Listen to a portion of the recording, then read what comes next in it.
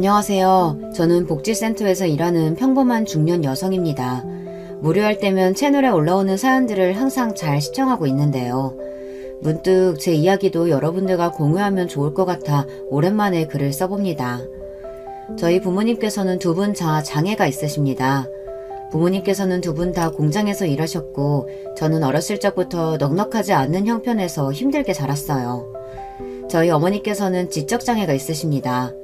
혼자서 일상생활이 가능할 정도의 가벼운 수준이지만 확실히 일반인들과 비교하면 판단 능력이나 지적 능력에 있어서 부족함이 있기는 해요.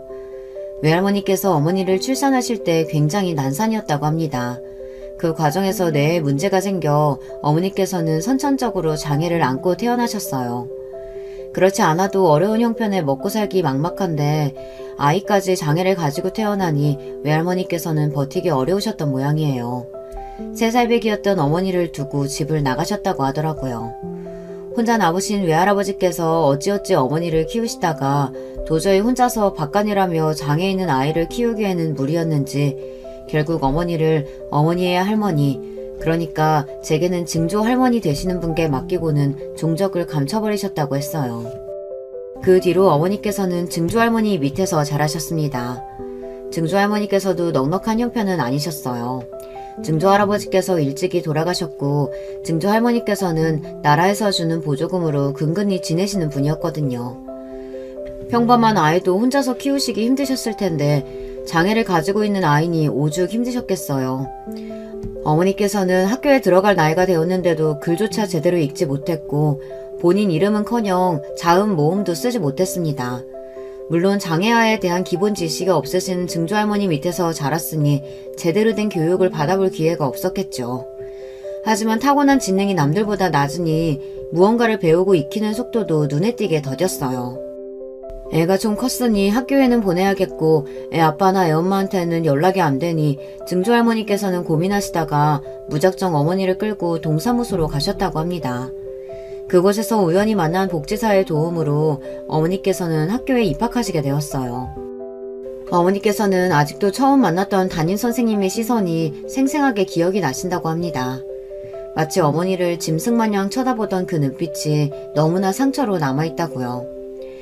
냄새나는 옷에 제대로 씻지 못해 때같은 얼굴, 머리칼, 더듬거리는 말투에 글자 하나 제대로 읽지 못하는 아이가 선생 눈에는 평범하지 않게 느껴졌을 수 있겠죠. 그렇지만 아이들을 가르치는 사람이 그렇게 사적인 감정으로 학생들을 대해서야 되겠습니까? 사명감과 책임감이 있는 교사였다면 그런 어머니의 상태를 제대로 파악해서 특수반에 보낸다거나 적절한 조치를 취해줄 수 있었을 텐데 불행히도 당시 어머니께서 만났던 교사는 어머니를 책임지기보다 나몰라라 방치하기를 택했었던 것 같아요. 어머니께서는 학교에 다니기는 했지만 사실상 거의 없는 존재 취급을 받으셨다고 해요. 친구들도 모두 어머니께는 말 한마디 걸지 않았고 어려운 형편에 도시락을 싸줄 수 없었으니 어머니께서는 매일 점심을 쫄쫄 굶고 집으로 돌아가셨다고 합니다. 아무것도 모르는 증조할머니께서 그저 학교에서 아이 밥을 먹이겠거니 생각하셨다고 해요. 나중에서야 내내 점심을 굶고 다녔다는 것을 알게 되시고는 김치에 김이나 한 맛 싸서 어머니 손에 쥐어 보내셨죠. 선생이나 친구들이나 모두 하나같이 어머니를 반기지 않았지만 어머니께서는 학교 생활이 꽤나 좋은 기억으로 남아있다고 하셨어요. 이전까지는 증조할머니와 함께 하루 종일 반지 앞방에 틀어박혀 곰팡이 스른 벽지나 지나가는 벌레들을 관찰하는 게 가장 즐거운 일이었는데 학교에 입학하고 난 후로는 매일같이 바깥을 나가고 새로운 것들을 보고 들으니 심심할 틈이 없었다면서요. 마음 터놓고 지낼 수 있는 또래 친구 한 명 없지, 기댈 수 있는 든든한 어른 하나 없지, 누구보다도 공평하고 학생들을 위해줘야 할 담임선생님은 어머니를 방치하고 증조할머니께서도 그리 바람직한 장애아 양육자는 아니었으니 도저히 밝고 건강하게 자랄 수 있는 환경이 아니었는데도 저희 어머니께서는 신기할 만큼 긍정적인 성격으로 자라셨습니다. 주변 사람들이 하나같이 너 어디 모자라냐, 왜 이렇게 멍청하냐 비난을 퍼붓고 못되게 굴어도 어머니께서는 방에 틀어박히기보다는 세상과 정면으로 부딪히기를 선택하셨어요. 중학교에 입학할 나이가 되어서는 다른 친구들과의 직접 수준 차이가 두드러지게 나타났었고 다행히도 중학교에서 처음 만난 담임교사가 어머니의 상태를 파악한 후 특수학급으로 배치를 해주었다고 했어요. 게다가 어머니께서는 그 나이 때까지 장애 등록이 안 되어 있었다고 하더라고요. 주변 어른들의 무관심과 무지가 만들어낸 결과였죠. 담임교사의 도움으로 장애 등록과 특수학급 배정을 마친 어머니께서는 조금 더 행복한 학교 생활을 하게 되었습니다. 특수학급에는 어머니와 비슷한 친구들이 많았고 특수학급 담당 교사는 다른 선생님들과 다르게 장애아의 특성에 대해 잘 이해하고 어머니께 어느 정도 관심을 기울여 주시는 분이었어요. 그분의 가르침 밑에서 어머니는 기본적인 상식과 지식 소양을 쌓았고 중학교를 졸업할 무렵에는 일반인에 비해 그리 부족한 것이 없는 수준이 되었다고 해요. 남들이 보기에 크게 구분이 되지 않을 정도로요. 물론 깊게 대화를 나눠보면 어느 정도 티가 나기는 했겠지만요. 어머니께서는 고등학교에 입학하는 대신 일하기를 선택하셨어요. 그 과정에서 장애인들의 사회 적응과 취업을 돕는 복지센터를 알게 되셨어요. 사실 어머니께서는 일하기보다 고등학교에 들어가 더 많은 것을 배우고 익히고 싶어 하셨지만 그즘 증조할머니께서 돌아가셨거든요.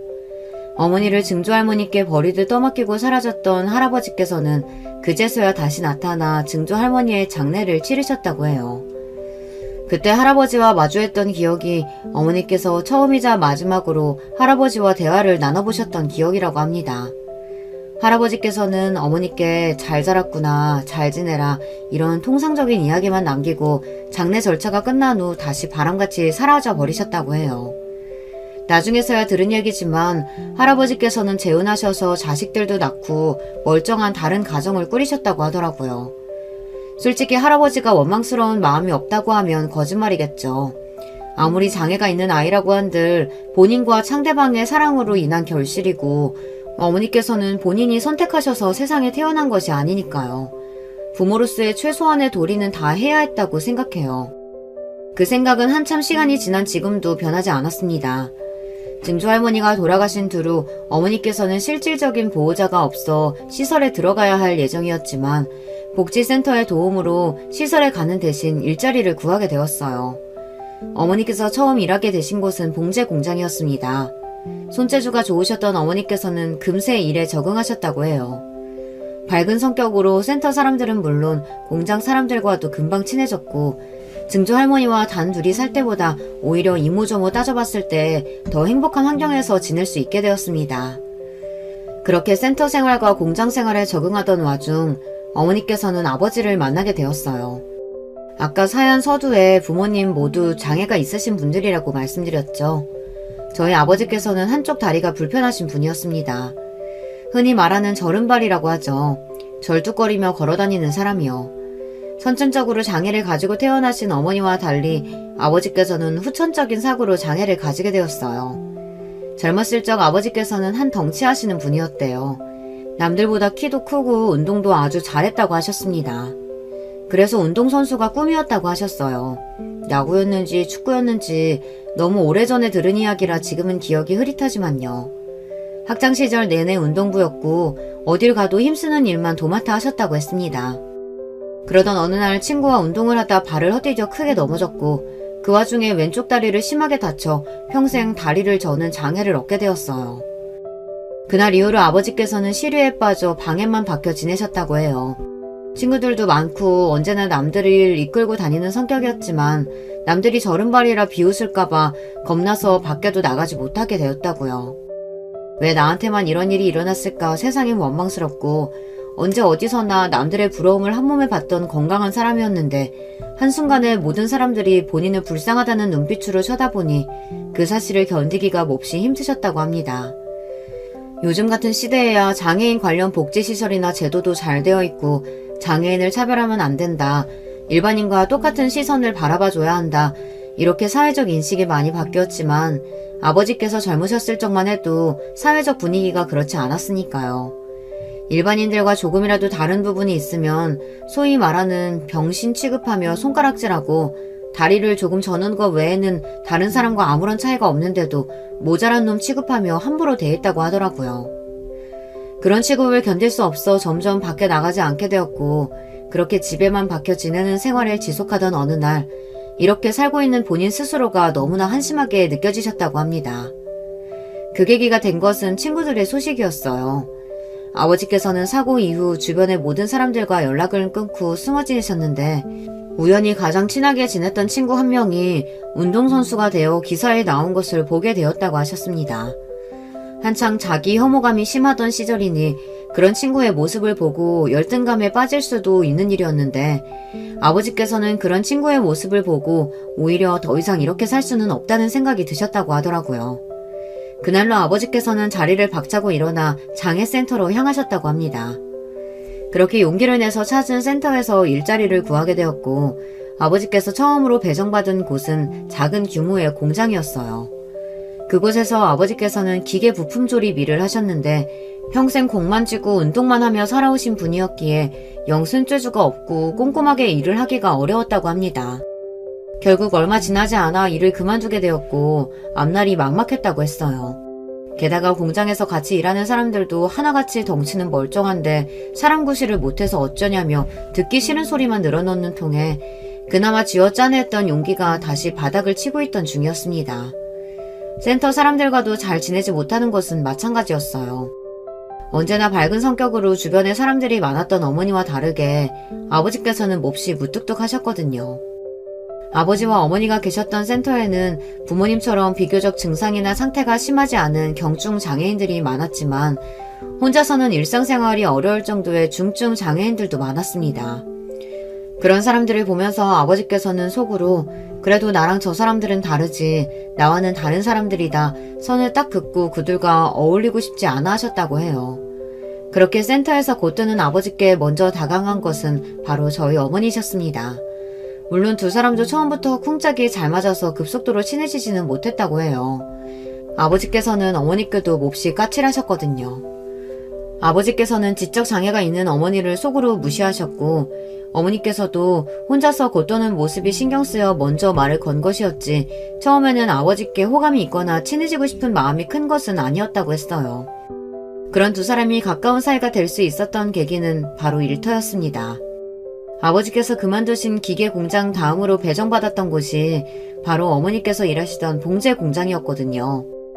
봉제 공장 또한 손재주가 필요하고 섬세한 작업을 요구했기에 아버지께서는 이번에도 일을 적응하기가 몹시 힘드셨다고 해요. 그렇지만 어머니의 도움으로 비교적 빠르게 일을 습득할 수 있었고 어머니께서 중간다리 역할을 잘 해주셨기에 전에 있던 공장과는 다르게 봉제 공장 사람들과도 잘 어울릴 수 있었다고 합니다. 그즈음 아버지의 어머니께서 돌아가시게 되었고 할머니의 장례를 치르면서 아버지께서는 어머니에게 몹시 고마운 마음이 드셨다고 해요. 할머니께서는 돌아가시며 아버지께 그래도 네가 사람 구실하는 걸 보고 죽어서 다행이라며 앞으로도 기죽지 말고 어깨 쫙 펴고 살라는 유언을 남기고 가셨다고 합니다. 아버지께서는 만약 어머니의 도움이 없었다면 할머니가 돌아가실 때까지 방에 처박혀 한심한 모습만 보여드렸을지 모른다고요. 어머니 덕분에 일터와 센터 모두 적응을 잘하고 사람들과 다시 어울릴 수 있게 되었다 말씀하셨어요. 아버지께서는 어머니와 만나시며 지적 장애인에 대한 편견이 점점 사라지게 되었다고 해요. 세상 누구보다도 따뜻하고 다정한 어머니에게 점점 마음이 열렸다고 합니다. 그렇게 두 분은 결혼을 하시게 되었습니다. 물론 사랑으로 시작한 결혼이었지만 마냥 행복하지는 않았습니다.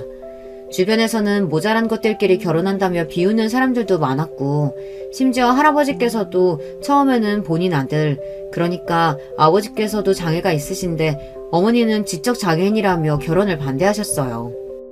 아버지께서는 그런 할아버지께 남들이 보기에는 나도 똑같이 장애를 가진 사람이다. 물론 장애의 정도 차이는 있겠지만 내가 이 사람보다 어디 하나 나은 부분이 있는 줄 아느냐. 이 사람 부족할 거 하나 없는 사람이다. 이 사람 덕분에 내 장애와 앞으로의 삶에 대해 진지하게 받아들일 수 있게 되었다. 내가 평생을 다해서 고마워해야 할 사람이다.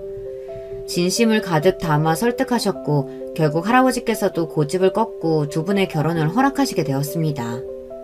두 분 다 봉제 공장에서 일하셨기에 경제 사정은 넉넉하기가 힘들었어요.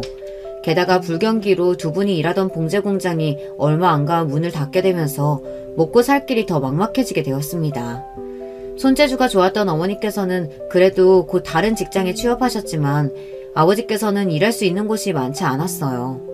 센터에서도 불경기라 취업 자리를 알선해주기 어려워했고 아버지께서는 막막한 현실에 한동안 술독에 빠져 사시기도 하셨습니다. 어렸을 적 아버지의 모습을 떠올리면 항상 어머니에게 윽박지르시고 화내시고 혼자서 주방 식탁에 앉아 술을 마시는 모습이 생각나요.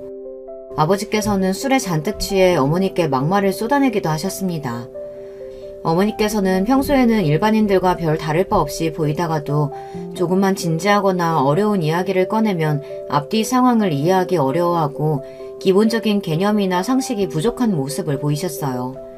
그럴 때마다 아버지께서는 답답한 마음에 어머니의 지적장애를 다 알고 계시면서도 이런 쉬운 걸 몇 번이나 설명을 해줘야 한다며 화를 내셨습니다. 그럴 때마다 어머니께서는 울며 아버지께 사과를 하셨어요. 미안하다, 죄송하다, 내가 모자라서 미안하다. 그런 두 분의 모습을 보며 자랐으니 당연히 저는 아버지보다는 어머니 편이었습니다. 어머니께서는 지적장애가 있긴 하셨지만 제게는 전혀 부족한 어머니가 아니었어요. 어머니께서는 운동회나 소풍이 있는 날이면 꼭 장을 직접 봐오셔서 제게 김밥을 싸주시고는 했습니다.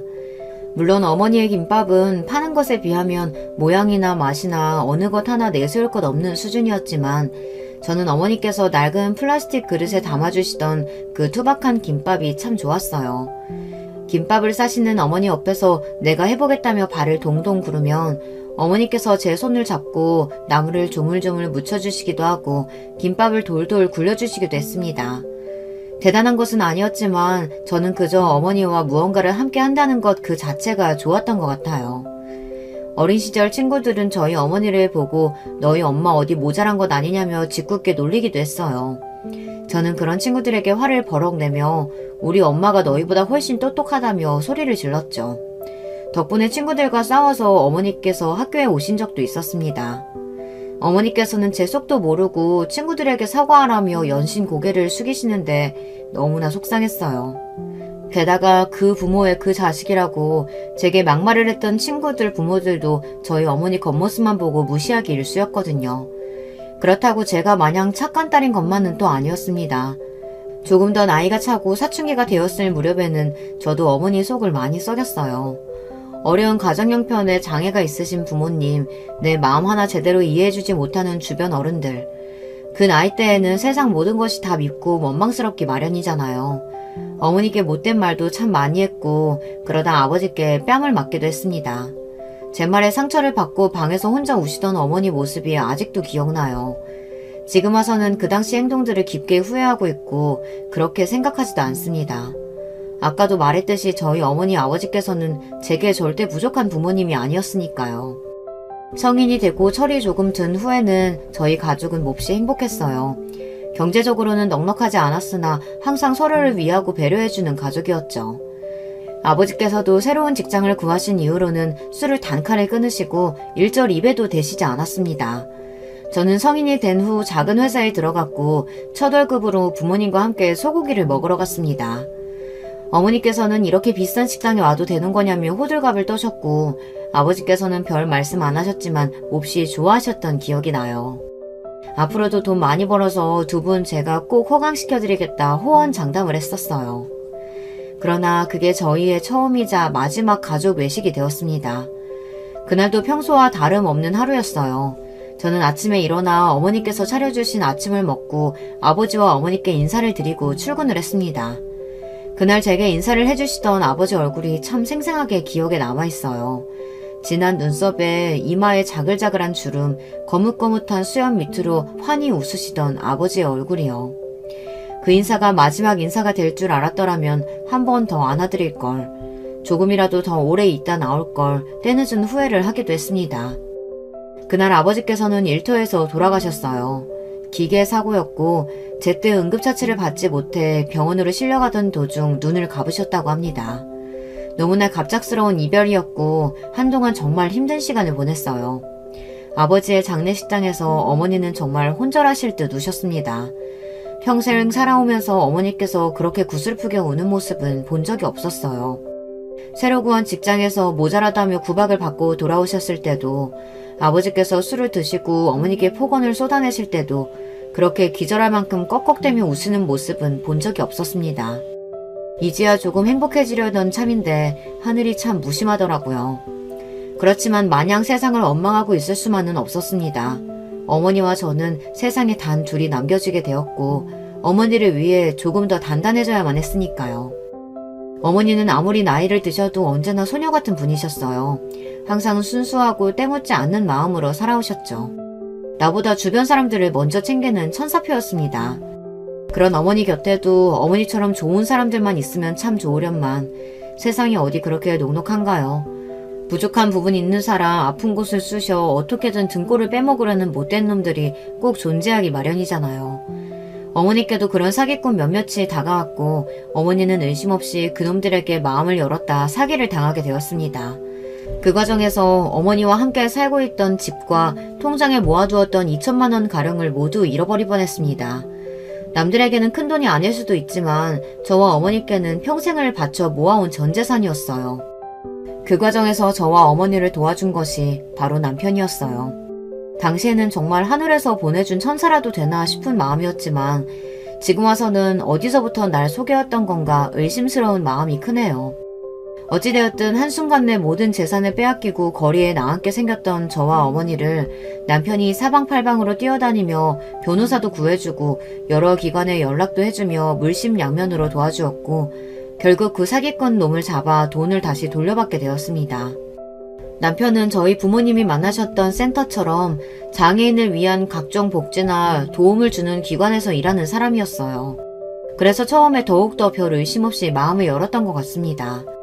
남편은 복지센터에서 일하는 사람이었던 만큼 장애인에 대한 편견도 없고 참 다정한 사람이었어요. 그런 남편은 아버지께서 돌아가신 뒤로 쉴 틈 없이 달려왔던 저에게 기댈 곳을 마련해 주었어요. 저는 자연스레 남편과 가까운 사이가 되었습니다. 한 가지 걸리는 것이 있었다면 남편이 이혼남이라는 사실이었어요. 그것도 2번이나 이혼한 경력이 있었습니다. 그나마 다행이었던 것은 남들과의 사이에서 자식이 없다는 사실이었지만 자식이 없다 하더라도 한 번도 아니고 2번이나 이혼을 했다면 어딘가 문제가 있는 사람인가 싶어지길 마련이잖아요. 그렇지만 사정을 들어보니 그럴 만한 사연이 다 있었습니다. 우선 첫 번째 부인과는 어렸을 적부터 옆집에서 자란 누나 동생 사이라고 했어요. 서로 가까이 지내다 보니 자연스레 호감이 생겼고 연애를 하다 아이가 생겨 20대 초반의 어린 나이에 결혼을 했다고 했습니다.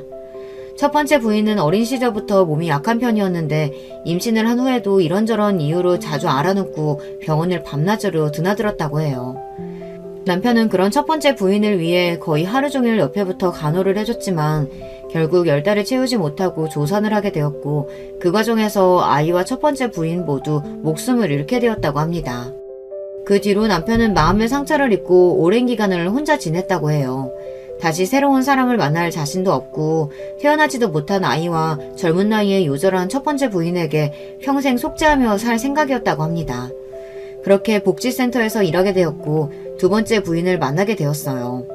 2번째 부인은 저희 어머니와 같이 지적장애가 있는 사람이었다고 합니다. 처음에는 센터 직원과 상담자 사이로 만났지만 자주 마주치고 대화를 나누다 보니 마음이 잘 맞는 사람이라는 생각이 들었다고 해요. 그렇지만 이 감정이 이성적인 호감인지 그저 어려운 상황에 처한 사람에게 드는 동정심인지 구분이 잘 가지 않았다고 합니다. 게다가 주변에서는 어려운 사람들을 돕는 것과 그 사람과 가족이 되는 것은 완전히 다른 일이라며 순간의 감정에 휩싸여 잘못된 선택을 하지 말라 다들 남편을 말렸다고 해요. 남편 또한 전 부인에게 호감이 있기는 했지만 결혼하기까지는 많이 망설여졌다고 했습니다. 그렇지만 결국 남편은 전 부인과 결혼을 했고 주변의 걱정과 만류와는 달리 둘은 아주 행복했다고 해요. 그렇지만 남편의 행복한 신혼생활은 이번에도 오래가지 못했습니다. 아까 제가 세상에 착한 사람들만 있으면 참 좋으련만 꼭 남의 부족하고 아픈 부분을 건드려서 등골까지 빼먹으려는 나쁜 놈들이 있다고 이야기를 했었죠. 남편의 전부인 곁에도 그런 못된 놈들이 다가왔던 모양이에요. 당시 남편의 전부인은 센터의 도움으로 취업 자리를 구해 작은 회사에서 간단한 서류 업무를 하고 있었어요. 지적으로 문제가 있는 사람이었지만 단순 반복 노동에 가까운 일이었기에 별 문제 없이 수월하게 일했다고 해요. 별 문제 없이 오래 근무하며 회사 사람들과도 자연스레 가까워졌다고 합니다. 그중 회사에 불만을 품고 있던 직원 한 명이 남편의 전부인에게 접근해 사기를 쳤고 결국 전부인은 그 말에 넘어가 직장도 잃고 그동안 차곡차곡 모아두었던 돈도 전부 잃어버렸다고 하더라고요. 남편은 그런 전부인에게 괜찮다며 몇 번이고 그녀를 달래주었지만 전부인은 스스로를 비관하다가 그런 상황을 견디지 못하고 결국 차에 뛰어들어 자살을 했다고 했습니다. 너무나 충격적인 이야기였기에 처음 이 이야기를 전해들었을 때는 어떻게 대답을 해줘야 할지 말문이 턱 막혔어요. 남편은 오랜 시간이 지난 일이라 지금은 어느 정도 덤덤해졌다며 괜찮다 말했지만 이런 상처가 있는 사람을 내가 보듬어줄 수 있을까 싶은 생각이 들더라고요. 지금 와서 생각해보면 참 쓸데없는 걱정이었지만 말입니다. 그래도 한때는 진심으로 믿고 사랑했던 사람인데 이제는 그 믿음이 송두리째 뽑혀 가루가 되어버렸으니 어찌되었든 당시에 저는 그런 남편의 상처를 치료해주고 곁에 머물고 싶다는 생각을 했어요. 그래서 남편과 결혼을 결심하게 되었습니다. 복지센터 사람들은 과거에 그런 상처를 입은 남편이 또다시 복지센터에서 만난 여자와 결혼을 한다니 다들 의외라는 반응이었지만 저는 참 오만하게도 그 여자와 달리 남편을 행복하게 해줄 수 있을 거라는 착각을 하고 있었어요. 그렇게 남편과 저는 결혼 후 저희 어머니를 모시고 셋이서 함께 살기 시작했습니다. 어머니께서는 복지센터에서 연결해준 급식소에서 일을 하고 계셨어요. 나이가 드시면서 섬세한 작업을 하시기 점점 힘들어졌거든요. 물론 급식소 일도 체력적으로 그리 녹록지는 않은 일이었지만 어머니께서는 어려운 형편의 사람들에게 밥을 나눠주는 일 자체에서 뿌듯함을 느끼시는 것 같았어요. 그런 어머니의 모습을 보며 저도 굳이 일을 그만두시라 옮기시라 이래라 저래라 말씀을 드리진 않았었는데요. 결혼 후 남편은 어머니께서 체력적으로 힘드실 것 같다며 급식소 일을 그만두고 센터에서 간단한 서류 업무를 도와주시면 좋겠다고 하더라고요. 남편이 센터에서 일하고 있었기에 어찌 보면 낙하산으로 편한 일을 할 수 있게 된 셈이었어요. 그래서 어머니께서는 약간 아쉬워하시는 눈치긴 했지만 어머니께서 한번 크게 사기를 당하신 뒤로 저도 너무 걱정이 되던 참이었기에 남편의 말대로 일터를 옮기시게 되었습니다. 그때부터 조금씩 이상한 낌새가 시작되었어요. 저 또한 따로 직장이 있었기에 매일 아침부터 출근해 저녁 늦게 집에 돌아왔고 남편이 어머니와 같은 일터에서 일하다 보니 저보다 어머니를 잘 챙겨줄 것이라고 막연하게 생각했습니다. 복지센터에서 일하기 시작한 뒤로 어머니께서는 묘하게 지쳐 보이셨어요. 그저 새로운 일에 적응하려니 힘드신가 싶었고 무슨 일이 있냐 여쭤봐도 어머니께서는 고개만 저으셨습니다. 남편이 일하던 복지센터는 작은 규모의 기관이었는데 국가에서 관리하는 공립기관은 아니고 사설복지재단 같은 곳이었어요. 시어머니, 시아버지 그리고 시누이 한 명까지 전부 그 센터에서 함께 일을 하고 있었습니다. 때문에 당시 저는 시댁 식구들 모두가 은인 같은 존재들이었어요. 사기를 당해 당장 거리에 나앉게 생겼던 저와 어머니를 도와주었고 남편과 결혼하면서 제 인생에 안정감과 행복까지 가져다 준 사람들이라고 생각했으니까요. 특히 저는 시댁 식구들 중에서도 시누이와 빠르게 가까워졌어요. 시누이는 저와 동갑이었거든요. 게다가 장애를 가진 사람들에게 누구보다 기쁜 마음으로 봉사하는 사람이었어요. 그래서 그 나이까지 결혼도 하지 않고 혼자 살고 있었고요. 어렸을 적부터 앞만 보고 열심히 달려오느라 제대로 된 또래 친구 한 명도 사귀지 못했던 저에게 시누이는 꼭 친구처럼 다정하게 다가와주었어요. 저는 얼마 지나지 않아 제 마음속 깊은 곳에 있는 이야기까지 다 터놓을 정도로 시누이를 신뢰하게 되었습니다.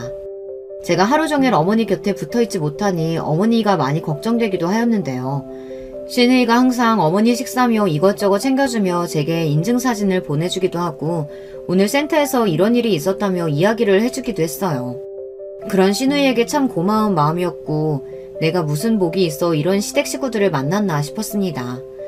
제가 생각하기엔 전에 계시던 급식소보다 일도 훨씬 편하고 주변에 챙겨주는 사람들도 많으니 어머니 성격상 우울하거나 힘들어 하실 일이 전혀 없을 텐데 이상하게 어머니께서는 날이 갈수록 말씀이 없어지셨어요.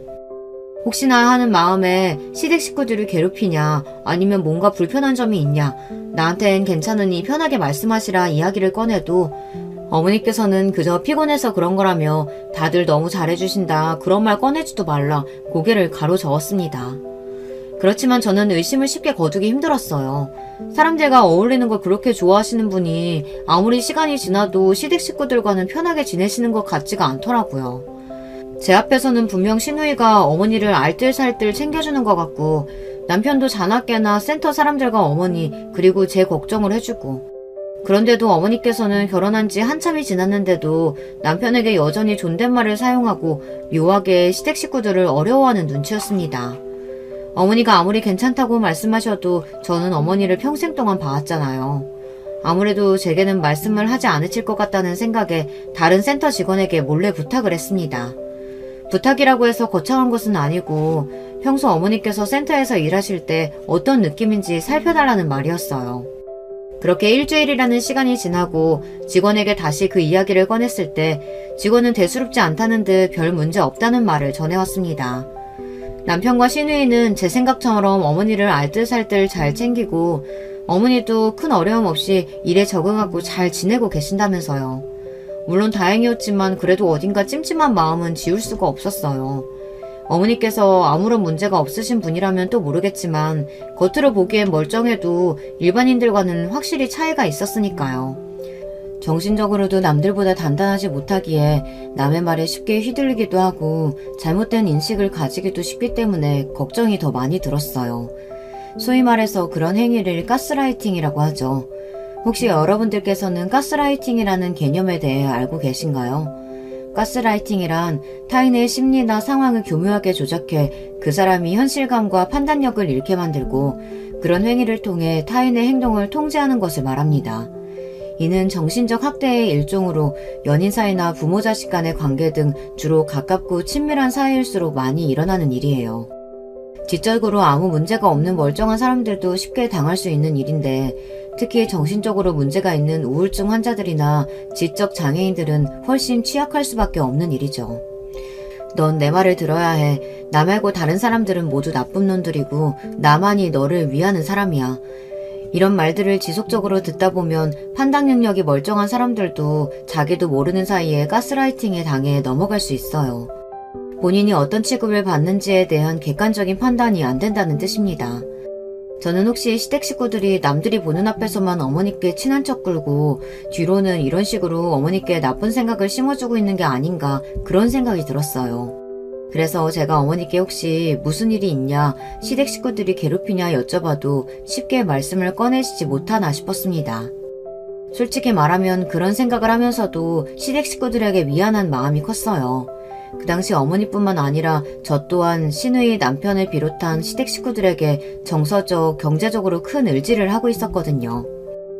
나와 어머니에게 이런 큰 은혜를 베풀어준 사람들에게 이런 생각을 가진다는 것 자체가 아주 나쁜 짓처럼 느껴졌거든요.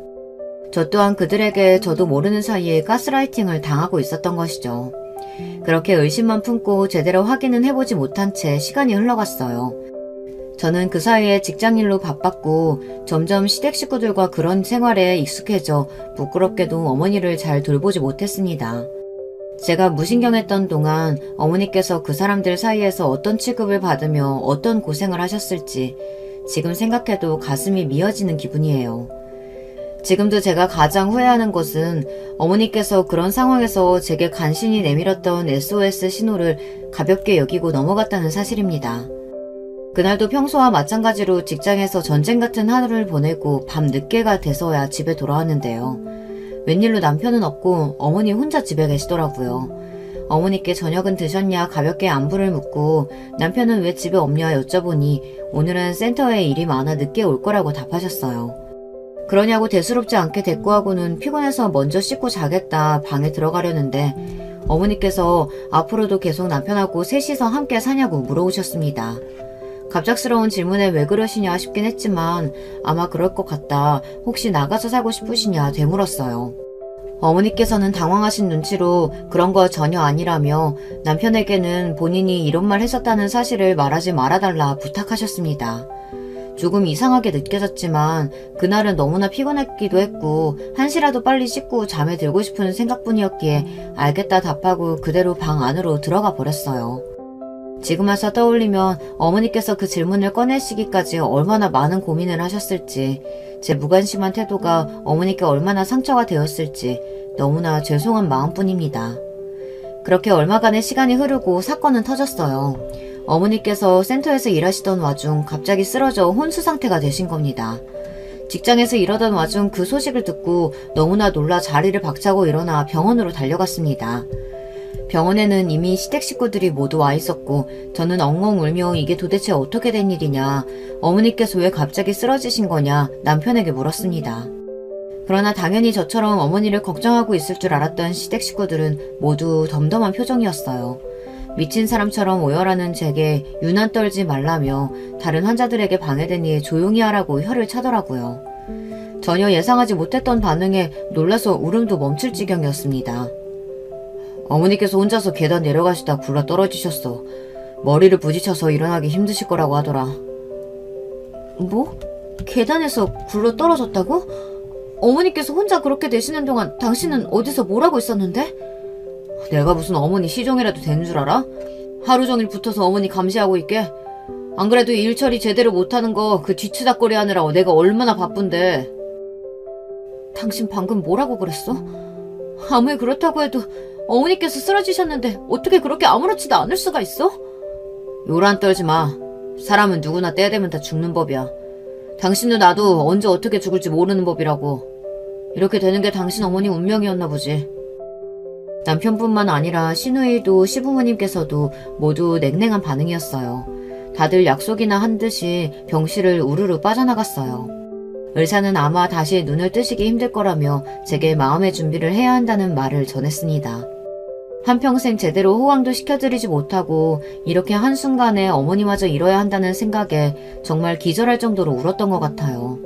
그동안 믿고 의지했던 시댁 식구들에 대한 배신감과 어머니를 제대로 돌보지 못했던 저 스스로에 대한 죄책감, 혐오감, 여러 감정들이 몰려와 그날은 그렇게 하루 종일 어머니의 침대 앞에서 미친 사람처럼 울기만 했던 것 같습니다.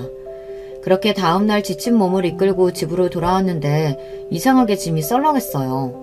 알고 보니 시댁 식구들 모두 다 같이 해외여행을 떠난 것이더라고요.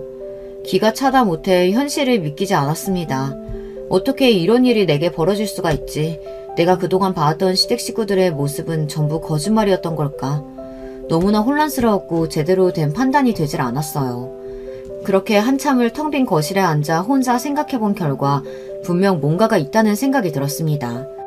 아무리 시댁 식구들이 지금껏 제게 보여준 모습이 전부 꾸며낸 모습이었다 하더라도 사람이 쓰러져 사경을 헤매는 상황에 갑자기 단체로 해외여행을 떠난다니 상식적으로 너무나 이해가 가지 않는 행동이잖아요. 그렇게 생각을 하고 나니 그동안의 의문점들이 퍼즐을 맞추듯 딱딱 들어맞기 시작했습니다. 앞서 그래 적지는 않았지만 결혼 생활을 하며 미심쩍게 여겼던 점이 어머니의 태도 말고도 여러 개 있었거든요. 일단은 그렇게 사랑하고 상처로 남았다던 전 부인의 이야기를 할 때 전혀 슬퍼 보이지 않았다는 점. 아무리 시간이 지났다 하더라도 그런 충격적인 일을 겪었다면 분명 트라우마가 되었을 텐데 아무렇지도 않게 죽었다는 이야기를 제게 전했었고 무엇보다도 결혼 후 저나 어머니 앞으로 보험을 많이 들어놨다는 사실이었어요. 남편은 그러면서 어머니께서 정신적으로 조금 불편하신 분이니 앞으로 전처럼 사기를 당하거나 큰일이 언제 일어날지 모르는 법이다. 보험비가 조금 아깝더라도 많은 보험을 들어놓는 것이 좋겠다고 말했고 본인이 알아서 적당한 것들로 들어놓을 테니 걱정하지 말라는 이야기를 했었거든요. 어련히 알아서 했겠거니 싶어 별 생각 없이 넘어갔던 일이었는데 병원에서 시댁 식구들의 태도는 마치 이렇게 될 것이라는 것을 다 알고 있었다는 듯한 얼굴들이었습니다. 저는 그렇게 급하게 센터로 달려나가 남편의 전 부인이라는 사람에 대해 알아보기 시작했어요. 분명 센터에 등록된 사람이었고 일까지 했다고 했으니 기록이 남아있으리라 생각했어요. 제 예상대로 전 부인에 대한 자료가 남아있었습니다. 그런데 남편은 제게 전 부인이 차에 뛰어들어 자살을 했다고 말했지만 자료 내용은 그렇지 않았어요. 서류에는 교통사고가 아니고 낙상사고를 당해 사망했다고 적혀있더라고요. 그때 싸한 느낌이 들었고 그 길로 바로 경찰서를 찾아갔습니다. 처음에는 영 심드렁하게 제 이야기를 듣던 경찰관도 제가 서류들과 이런저런 증거들을 내미니 심각한 표정이 되어 저를 다른 검찰에게 연계해 주더라고요. 그렇게 시댁 식구들이 해외여행을 신나게 즐기고 돌아오는 일주일 동안 수사가 1차 처리로 진행되었고 정말 놀라운 결과가 드러났습니다. 머릿속에 퍼즐이 맞춰졌을 때부터 어느 정도 예상은 하고 있었던 일이었지만 시댁 식구들은 정말로 파렴치한 보험 사기단이었어요. 전 부인은 물론 가장 처음 만났던 전 부인까지 모두 부인들 앞으로 보험을 잔뜩 들어놓고 남들 눈을 속여 악독한 짓거리를 저지른 뒤 보험금을 타먹었던 것이었어요. 겉으로 봤을 때는 누구보다도 어려운 상황에 처한 장애인들을 위하는 마음 따뜻한 사람들이고 국가에서 운영하는 기관이 아니고 사기업에 가까운 복지재단이다 보니 감사가 느슨해 벌어졌던 일이었습니다.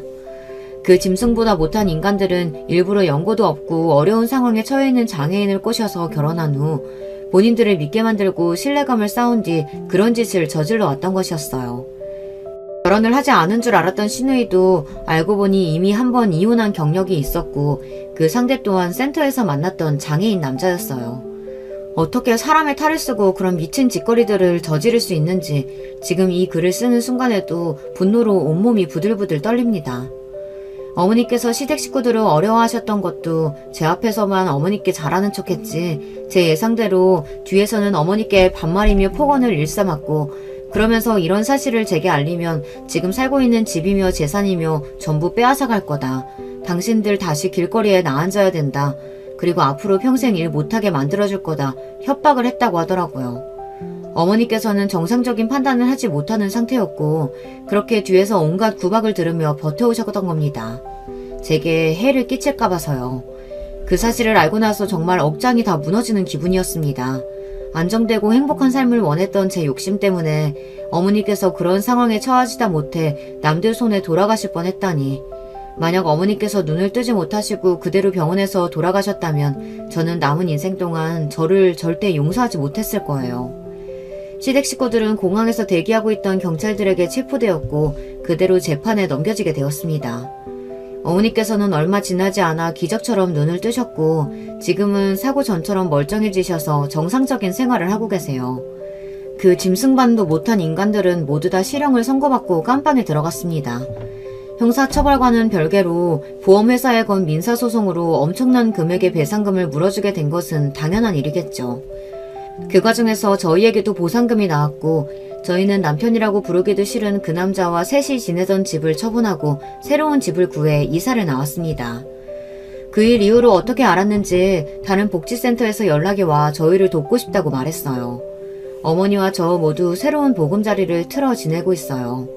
솔직히 처음에는 이 센터도 다른 센터들과 비슷하게 비리로 가득 차 있는 거 아닌가 싶었지만 지푸라기라도 잡는 심정으로 온 것이었는데 여기서 일하시는 분들은 모두 진심으로 이타적이고 저와 어머니를 배려해 주셔서 언제나 감사한 마음으로 지내고 있습니다. 세상에 나쁜 놈들이 있으면 좋은 사람들도 있는 법이더라고요.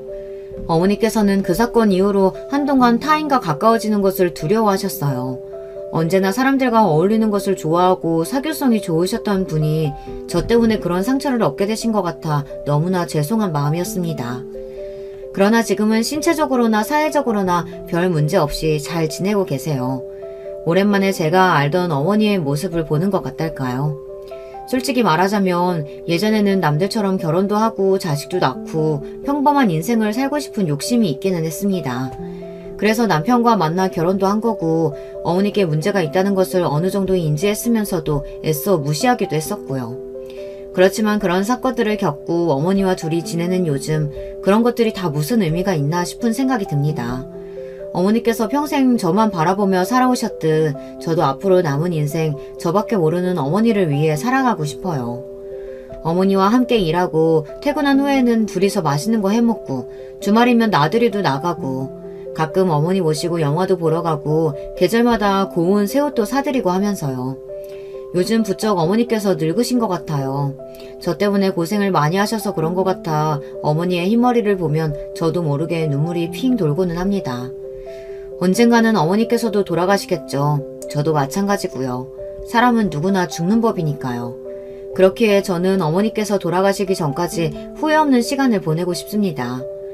어머니께서 제 곁에 계실 때는 어머니를 위한 딸로, 어머니가 돌아가신 후로는 저와 어머니처럼 어려움에 처한 사람들 그리고 불편함을 겪고 있는 우리 장애우들을 위해 살아가고 싶어요. 희생이나 봉사 같은 거창한 마음에서가 아니라 제가 평생 어머니께 받은 사랑을 보답하고 싶은 마음에서요. 거창한 얘기를 하고자 써내려간 글은 아닌데 어쩌다 보니 제 인생 다짐까지 여러분께 털어놓게 되었네요.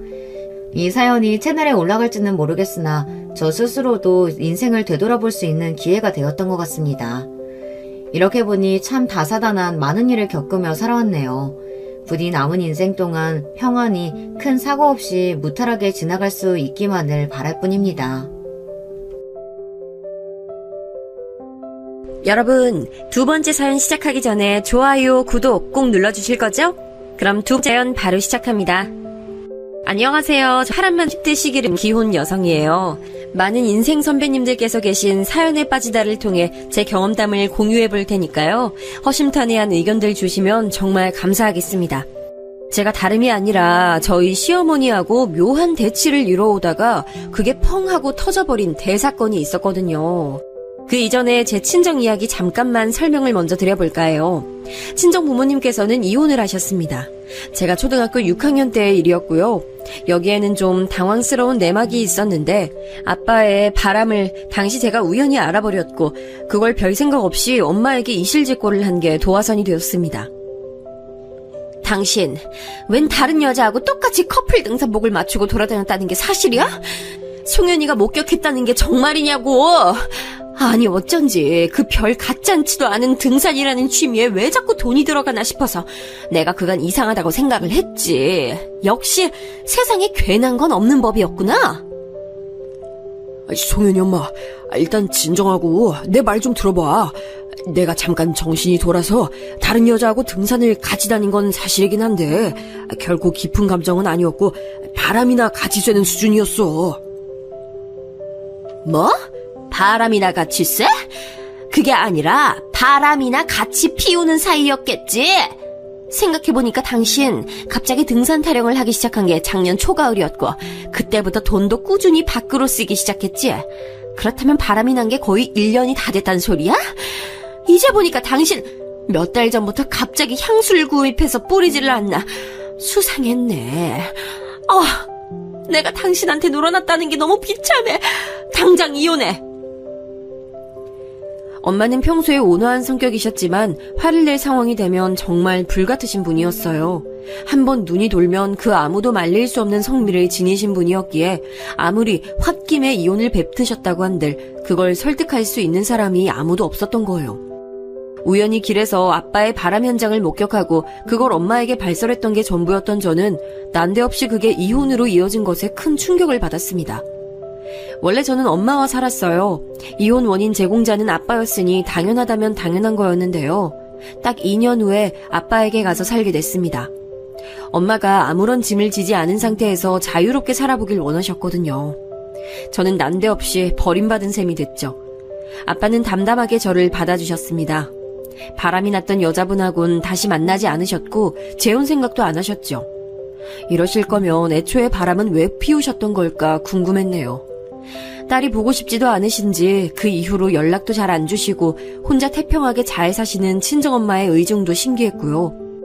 도대체 결혼은 뭘까 하는 생각을 많이 하며 살았어요. 저는 평범하고 소박하고 다만 화목이 넘치는 결혼 생활을 원하는 사람이 됐습니다. 그걸 온전히 누리려면 외적으로나 내적으로나 단단히 준비가 되어 있어야 한다고 믿기도 했어요. 그렇기 때문에 사실 남편하고 그때 결혼할 생각이 없었습니다. 왜냐하면 아직 시기가 이르다고 생각했기 때문이죠. 저는 최소 30살 정도는 되고 나서야 결혼할 작정이었어요. 하지만 세상 만사가 제 뜻대로 흘러가지 않더군요. 제가 설마 혼전 임신으로 결혼하는 주인공이 될 줄이야 꿈에도 몰랐습니다. 그래서 28 늦가을에 서둘러 결혼하게 됐습니다. 참고로 남편은 저보다 4살 연상이에요. 저보다 훨씬 결혼 정년기라고 할 수 있었죠. 그런데도 금쪽 같은 아들을 장가 보내기가 시어머니께서는 무척 아쉽고 싫으신 모양이었어요. 여자가 됐으면 몸을 늘 조신하게 간수를 해야지. 발랑 까져서는 이미 뱃속에 아이가 들어섰다니. 아유, 세상이 말세다 말세야. 부끄러운 줄 알고 뱃속 아이에게도 속으로 이 결혼식처럼 굳은 행사에 참석시켜서 미안해 라고 사과하면서 결혼식장 들어가. 알았어? 오빠가 나이도 있고 직장에서도 꽤 안정적이고 결혼하고도 남을 때라서 전 어머님이 이렇게 회의적인 반응을 보이실 줄은 몰랐네요. 혼자 속단해서 그렇게 생각을 하고 있었다니 어이가 쏙 빠지네. 발랑 까진 며느리 반기는 시어머니가 세상에 어디 있다고. 아이 뭘 잘했다고 그렇게 눈 땡그랗게 뜨고 있는지. 아유. 저는 막연히 남편이 나이가 어느 정도 있는 만큼 결혼을 한다고 하면 시어머니께서 반겨주실 거라고만 여겼어요. 하지만 결혼 직전에 저에게 악담 같은 잔소리를 하시니 제가 얼마나 당황스러웠는지 몰라요. 후다닥 서두른 결혼식이 정신없이 지나가고 그로부터 며칠 뒤 제가 검진차 들른 병원에서 뱃속 아이의 성별을 알게 됐어요. 어머님, 아직 오빠가 퇴근 전이라서 오빠가 어머님께 소식을 전해주진 않았죠. 제가 낮에 병원 다녀왔는데 아무래도 공주님이 탄생할 것 같아요. 분홍색이 잘 어울리는 아이일 거라고 병원에서 힌트를 주더라고요. 뭐? 공주? 너 그러면 딸을 가졌다는 거야? 아유, 이걸 어째? 너 마저 딸이야? 아우, 지긋지긋해. 딸이면 싫으신 건가요? 이런 말씀 드리기 조금 민망하긴 한데 요즘 세상에 아들, 딸 성차별하면서 출산하는 경우는 거의 없다고 저는 그렇게 생각해요. 딸 가진 게 너 하나뿐이면 내가 이런 말도 안 하겠지? 넌 눈치를 넣었다 팔아먹은 거야? 네 시누이가 줄줄이 딸 낳은 걸 네가 몰라서 이러는 거야?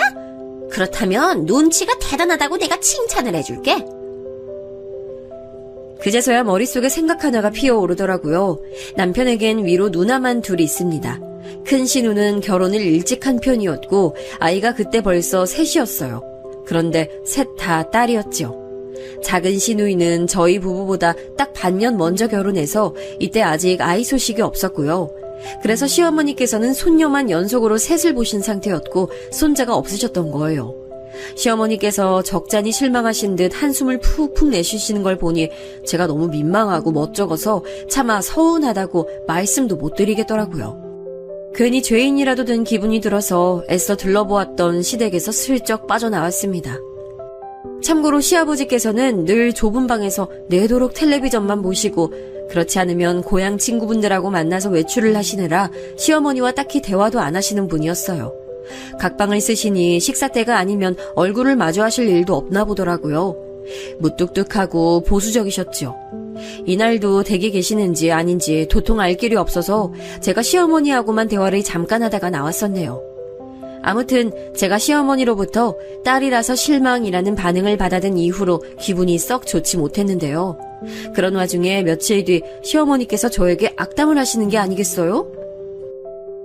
내가 아무리 생각해도 네 몸가짐에 대해서 불쾌하지 않을 수가 없어. 어쩜 조신머리가 하나도 없어서 결혼 전부터 덜컥 애부터 가지고 난리야? 그 바람에 정신 하나도 없이 우리 아들 결혼시킨 것만 생각하면 내가 화병 걸려도 이상하지가 않아. 제가 괜히 죄송해지네요. 오빠하고 저도 갑자기 이렇게 임신될 거라고는 생각도 못했던 터라 진짜 정신이 하나도 없이 결혼식 준비했던 게 두고두고 아쉽긴 해요.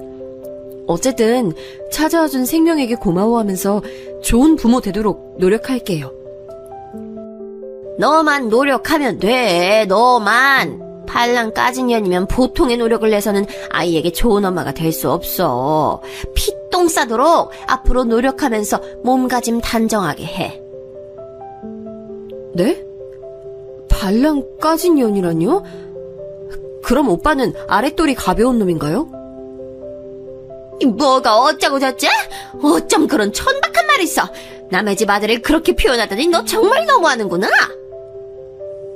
남의 집 아들이라니요. 제 남편인데요. 아이는 혼자 만든 게 아닌데 저만 발랑 까진 년 되면 너무 이상하잖아요. 그렇지 않나요, 어머님? 공평하게 저희 두 사람 다 발랑 까지고 아랫돌이 가벼운 부부로 할게요. 이런 세상에. 어머머머, 만만치 않은 것이 우리 집안에 들어왔구나. 야, 둘이 결혼할 낌새가 안 보이길래 가볍게 여기고서는 두 사람 관계를 봤었는데 어머, 이럴 줄 알았으면 내가 진작에 단속에 들어갈 것을. 앞으로가 큰일이야, 큰일. 저도 어머님께서 고상하고 여유 넘치시는 분이실 줄 알았는데 말씀을 참 거침없이 내뱉으시는 분일 줄은 상상도 못했어요. 그러자 시어머니께서는 당신의 가슴을 손으로 퍽퍽 치면서 앓는 소리를 한참 내셨어요. 답답해서 미쳐버리겠다는 듯 그렇게 구시길래 그 앞에서 계속 있으려니 눈치가 보여 은근슬쩍 자리를 피했죠. 저라고 그러고 나서 마음이 편했던 건 아니에요. 제가 임신으로 인한 결혼을 하게 된 만큼 직장 생활을 계속 영위할 것인지에 대해 고민이 많았는데 마침 직장에서 사무실 이전 문제도 생기는 바람에 남편과 상의 끝에 퇴사를 했거든요. 사회생활을 쭉 하고 살아왔던 만큼 저는 타인에게 고지고대로 받아치는 법이 거의 없었어요. 왜냐하면 제가 억울한 상황일지라도 너무 솔직하게 상대를 향해 받아쳐버리면 그게 결국 저에게 어떤 대가의 화살로 되돌아올지 모르는 게 직장이더라고요. 애둘러 상황을 받아들이고 또 표현하는 법을 나름 저도 일상으로 받아들이며 살아왔단 말이죠. 이런 제가 생판 남도 아니고 제 시어머니께 말 똑 부러지게 반박을 하고 말았으니 속에선 탄식이 계속 흘러나왔네요. 괜히 그랬나, 고부관계에서 을은 며느리일 수밖에 없는데 스스로 무덤을 팠나 이런 생각만 자꾸 들어서 앞으론 주의할 것을 다짐했어요. 그런데 얼마 후에 어머님하고 둘이 새로 개업한 동네 마트에 장을 보러 갔을 때 그 다짐이 바로 무색하게 됐습니다.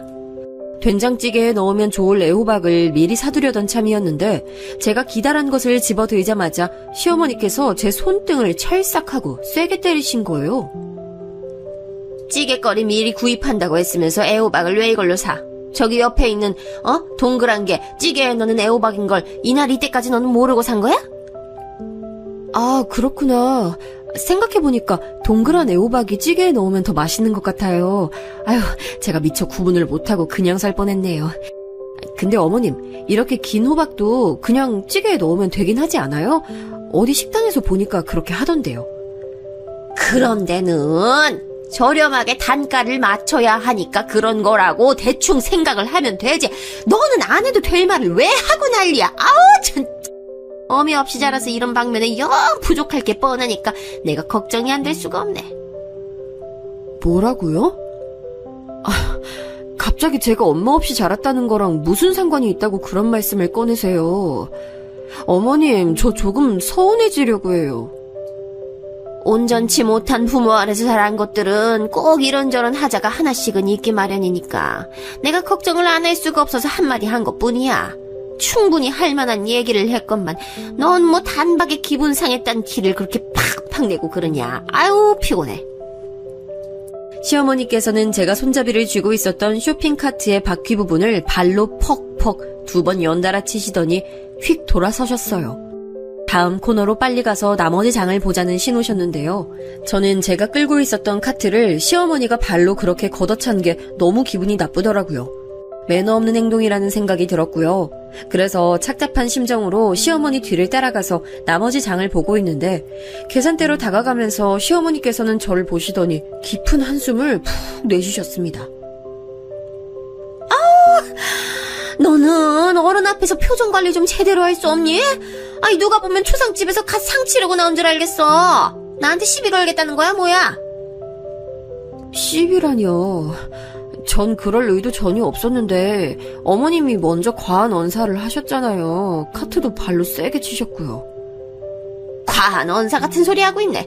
너 임신했다고 유세 떨어? 왜 이렇게 매사에 예민해? 너 우리 아들 앞에서도 맨날 이러고 자빠졌어?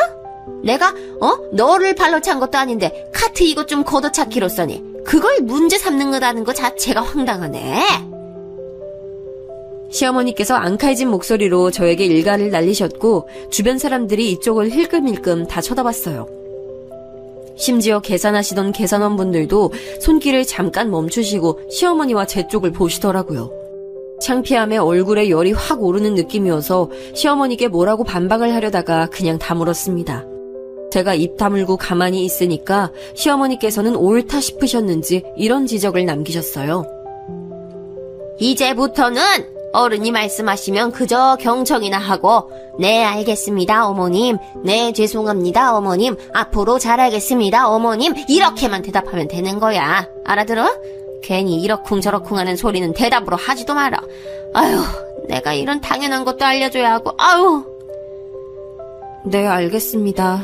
죄송하고 잘하겠습니다 어머님. 그 형식적인 대답은 뭐야? 너 지금 누구 놀리니? 방금 어머님께서 대답 이렇게 하라고 하셨잖아요. 이렇게 하라고 하셔서 이렇게 한 것뿐인데 놀리는 거냐고 물어보시면 저는 드릴 말씀이 없어요. 제 발언에 당황인지 분노인지 모를 거친 숨을 몰아쉬시더니 이내 주변을 두리번거리시면서 그제야 시선이 이쪽으로 쏠린 걸 알아차리시고는 황급히 계산대 앞으로 걸음을 옮기셨어요. 그런 창피함은 아시는 모양이었죠. 집에 돌아와서 제가 얼마나 머리를 싸맸나 몰라요. 참하게 인내해보겠다는 제 다짐이 금세 깨져버린 것에 스스로 허탈한 기분이 들었고, 시어머니께서 먼저 시작하신 셈이었으니 어쩔 수 없는 자기 방어였다는 합리화까지 끼어들면서 제 머릿속은 온통 복잡했죠. 그런 와중 난데없이 작은 시누이에게 연락이 왔어요. 올케, 내가 생각을 해보니까 말이야. 올케가 신혼여행 갔다가 사온 게 설마 립스틱이랑 샤워 코어롱 딸랑 이것뿐일 거라는 건 말이 안 되더라. 반드시 뭐가 더 있을 건데 서프라이즈로 주려고 아직까지 숨기고 있는 걸까 싶어서 엄마한테 슬쩍 물어보니까 엄마도 그렇게 생각을 하고 계신다네. 올케한테 얼른 다른 선물 있으면 내놓으라고 연락하라고 하시길래 내가 냉큼 이렇게 전화했어. 올케, 나하고 언니 선물 뭐가 더 있는 거 맞지? 네? 형님, 그게 무슨 귀신 씨나라 까먹는 소리예요. 신혼여행 갔다 온 지가 벌써 한참인데 갑자기 선물이 추가로 있냐고 더 물어보시면 제가 진짜 뭐라고 대답을 해드려야 할지 모르겠는데요? 어머머머, 올케는 무슨 반응을 그렇게 섭섭하게 해? 그런 생각을 하신 거냐며 궁금하게 해드려서 죄송하다 이런 식으로 말이나마 먼저 해야 되는 거 아니야?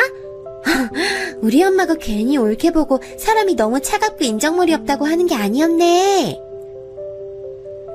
만약 여러분이 제 상황이었다면 어떤 기분이 들었을 것 같나요?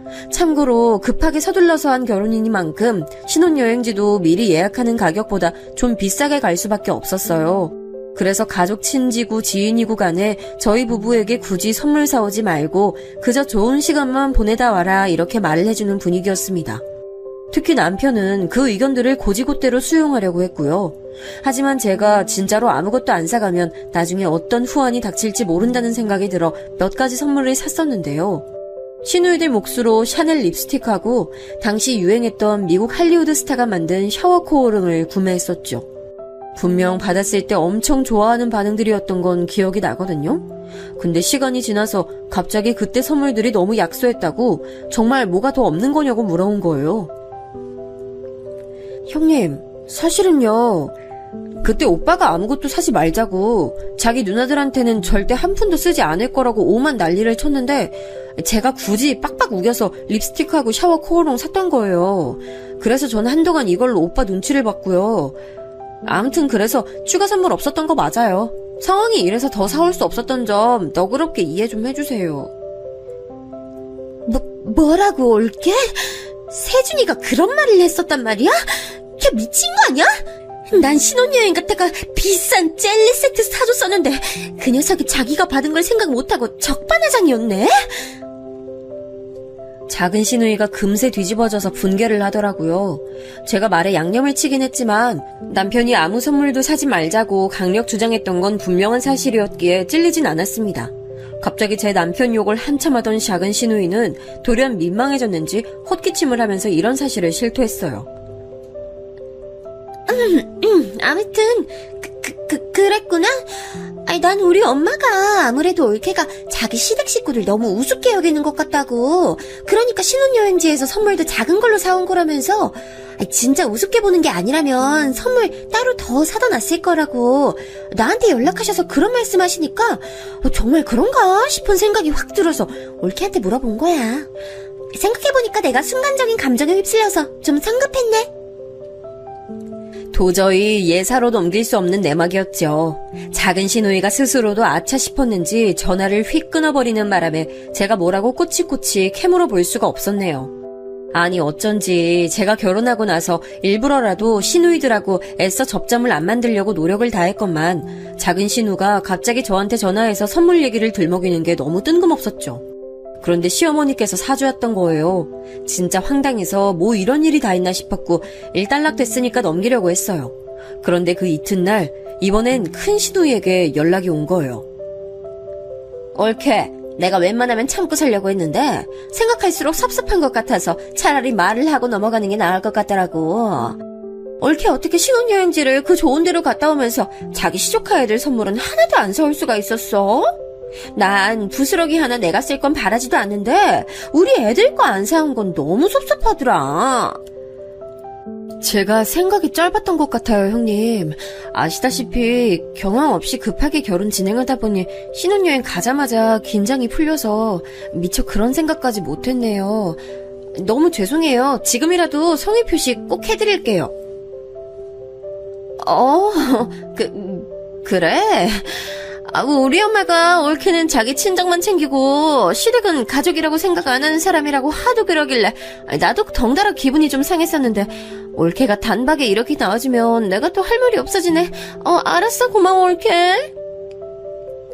제가 너무 군더더기 없이 나가니까 당황한 큰 시누이가 내막을 살짝 실토해버리더군요. 역시나 그럴 줄 알았죠. 저는 남편 카드로 인터넷에서 아동 장난감 요즘 최고로 인기 많다는 거 3개를 결제해서 큰 시누네 주소로 보내버렸습니다. 그리고 며칠 뒤 주말이 돼서 시댁에 들렀을 때 모처럼 큰 시누가 와있길래 마주쳤는데 절 보면서 환하게 웃더라고요. 애들이 너무 좋아하더라. 최소한 30만 원 이상 돈 썼겠던데? 올케 통 크네. 그 정도는 쓰고 살아야지. 옛날엔 장난감이 몇천 원 하고 말았지만 이젠 시대가 바뀌어서 몇만 원짜리가 기본으로 나오잖아. 자기 시댁 조카들에게 돈 안 쓰고 살면 어디다 쓰고 살아. 그러자 옆에서 시어머니께서 한마디 거들어대셨고요. 저를 눈으로 쓱 흘기시더니 왠지 모를 승리자의 기색 같은 걸 만연에 띄우시며 시어머니께서 물을 한 잔 느긋하게 들이키실 때 제가 큰 신우 쪽을 보며 입을 열었습니다. 오빠가 자기 식구들 너무 안 챙기는 사람 같아서 제가 계속 민망했거든요. 그래서 이렇게라도 챙기게 해서 제 마음이 이제 살짝 편해졌어요. 선물 기뻐해 주셔서 너무 좋네요. 세준이가 혹시 챙겨준 거야? 올케가 사준 게 아니라? 올케가 직장생활 하던 사람이라 당연히 수중에 돈이 있으니까 난 그래서 올케가 사준 거라고 엄마랑 둘이 그렇게 생각했는데. 에이, 제가 쓴 거 아니에요. 그거 다 오빠 돈이에요. 제가 오빠 카드로 긁었어요. 순간 콜록하면서 시어머니께서는 살에 들린 소리를 내셨죠. 코에 물이 역류했는지 티슈를 뽑아다가 코까지 풀면서 기침을 하시는 동안 그 옆에서 큰 신우는 당황한 기색을 하고 있었고요. 저만 은은한 미소를 짓고 있는데 시어머니께서 무섭게 눈을 째리면서 화를 내셨어요. 너 돌았니? 그거 아주 코딱지만 하던데 합쳐서 원가 3만 원도 안 나오게 생겼구만. 그 땅을 가지고 30만 원 이상 지출을 해? 우리 아들이 피와 땀을 흘려서 번 돈을 고작 그런 식으로 낭비했다는 거야? 어머님, 요즘에 아이들 사이에서 최고로 유행하는 장난감이라고 하는데 그 정도 가치라면 아주 비싼 것도 아니에요. 너 진짜 입 안 다물어? 우리 아들 돈을 그딴 거에 쓰다니 분해 죽겠네. 그리고 세연이 너도 넌 딸만 줄줄이 낳아서 네 시댁에서도 불편하게 지내면서 대체 뭐가 잘났다고 딸들 선물을 네 하나뿐인 남동생한테 뜯어내? 분해서 길길이 날뛰던 시어머니는 눈이 돌아갔는지 갑자기 큰 시누를 공격했어요. 가만히 있다가 봉변을 당한 큰 시누이가 단박에 얼굴이 시뻘겋게 달아올랐죠.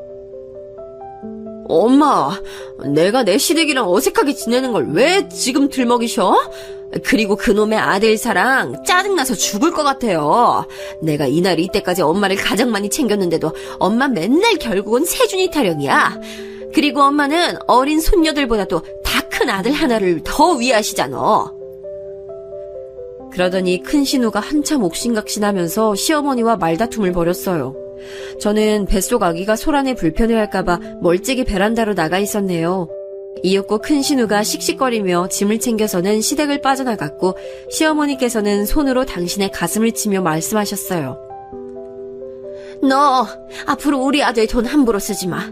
네가 전에 돈을 벌어놓으면 뭘 하니. 지금은 땡전 한 푼도 안 벌고 우리 아들한테 기생하고 있잖아. 그런 주제에 염치가 있어야지. 어머님, 저 돈 함부로 안 써요. 근검절약 정신이 기본적으로 박혀있어서 과자도 똑같은 거 사면 300원 아끼려고 다이소 가서 먹거리 코너 가서 사요. 넌 왜 이렇게 사족이기니? 혓바닥이 왜 그렇게 길어? 전생에 뱀이었어? 너 그렇게 말했으니 우리 아들 돈 허투루 안 쓰겠지? 내가 두고 볼게. 네, 저는 기껏해야 돈 꽤나 주고 사 먹는 거라곤 과일밖에 없어요. 원래도 과일 잘 안 먹는데 임신하고 나서 입에 당겨서 그나마 찾는 거예요. 뭐? 올해 과일이 얼마나 비쌀 거라고 뉴스에서 떠드는데 과일도 가격 잘 보고 사 먹어라. 손자도 아니고 손녀인데 많이 먹여서 뚱뚱하게 태어나게 해봤자 좋을 거 뭐 있어. 어머님, 남하든 여하든 잘 먹고 잘 커야 하는 건 똑같죠. 아유, 내가 너 혓바닥 길다고 했지. 그리고 내가 일전에 뭐라 그랬어. 쓸데없는 소리 하지 말고 고분고분하게 대답하라고 했지. 그새 까먹은 거야? 아, 네, 알겠습니다. 죄송합니다. 앞으로 잘하겠습니다. 이상입니다, 어머님. 그 성의 없는 말투는 나 놀리는 거야? 이거를 확실히 그냥 아우, 왕년의 마순자 성질머리 나오게 만드네. 시어머니께서는 눈까지 짚고 난리를 치셨고 저는 잔소리 폭탄을 듣는 와중에 이런 걸로 스트레스 받으면 뱃속 아가한테 안 좋을 것 같아서 머릿속으론 예쁜 풍경을 생각했습니다. 자, 이제 남편의 이야기를 잠깐 해봐야겠네요. 1년의 일이 벌어지는 동안 남편은 무슨 반응을 보이며 어떻게 있었냐고요? 제가 아까 시아버지 소개를 짤막하게 해드렸었죠? 남편은 굳이 한쪽으로 고르자면 외탁이 아니라 친탁한 사람이에요. 이제 와서 하는 말이지만 이렇기 때문에 제가 남편하고 연애하면서 결혼을 안 떠올려 봤던 거예요. 정말 모든 방면에서 괜찮은 남자였다면 결혼은 30 이후에 하고 싶다는 철칙이든 뭐든 간에 어쨌든 상대를 놓치기 싫어서라도 결혼하고 싶어 했을 테니까요. 하지만 남편은 기본적으로 태도라는 것에 결여가 있는 사람이었어요. 이를테면 이런 식이었죠. 오빠, 나 내일 오랜만에 대학 동기들하고 만나서 놀러 가기로 한 거 알지? 일정 때문에 새벽같이 일어나서 출발해야 할 것 같아. 제가 이렇게 말하면 말이나마 굳이 그렇게 일찍? 힘들겠다, 피곤하겠다 반응을 해줘도 좋을 법한데 남편은 시큰둥하게 대답하죠. 아, 그래? 그럼 내일 내 아침밥은 누가 차려? 네가 더 일찍 차려주고 나갈 거야? 내일 하루잖아. 알아서 차려 먹고 출근해. 냉장고에 먹을 거 많아. 나 그 시간에 도저히 못 차려. 아, 그래? 그럼 내일은 내가 평소보다 손해보는 날이네?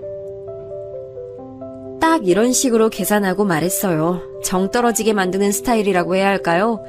그런데 웃긴 건 이게 저에게뿐만 아니라 모든 사람들에게 똑같이 행동한다는 것이었죠.